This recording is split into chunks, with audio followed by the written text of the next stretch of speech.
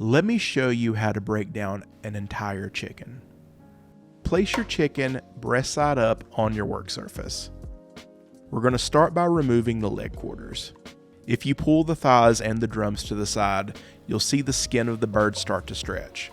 Make some slices through that stretched skin, being careful not to cut into the breast or thighs. Pull the chicken thigh back to try to locate the joint where the thigh attaches to the rest of the chicken. You'll cut through the meat at that joint to detach it.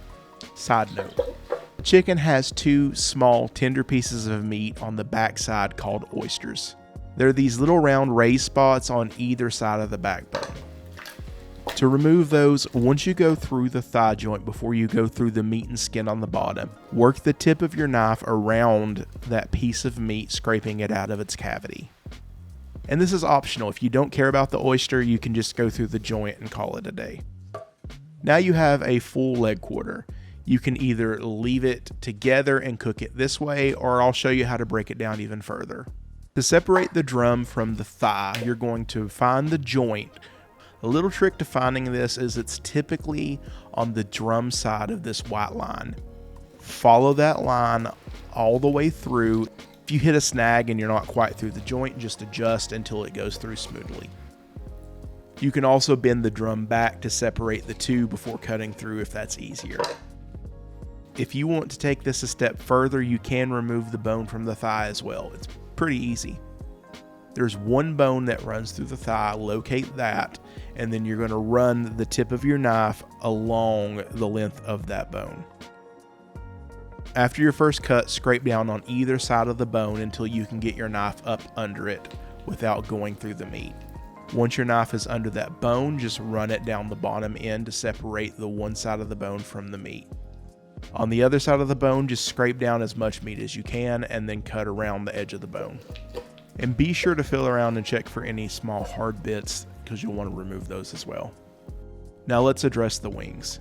Stretch them out and work your knife around where it meets the breast until you can locate the joint and go through there. If you want to break down the wing, we're first going to remove the tip. Feel along this rounded part of the wing until you feel a little bit of a divot. Take your knife through that joint, removing the tip from the flat. To remove the flat from the drum, bend it back, slice through the stretched skin until you locate the joint and go through. And finally, let's finish up with the breast. I like to remove this lower portion of the spine so it'll lay a little bit more flat. You can even push down to flatten it even more. Now run your blade down the center of the chicken along the bone. Whichever side it opens up to is the side that we're going to start with.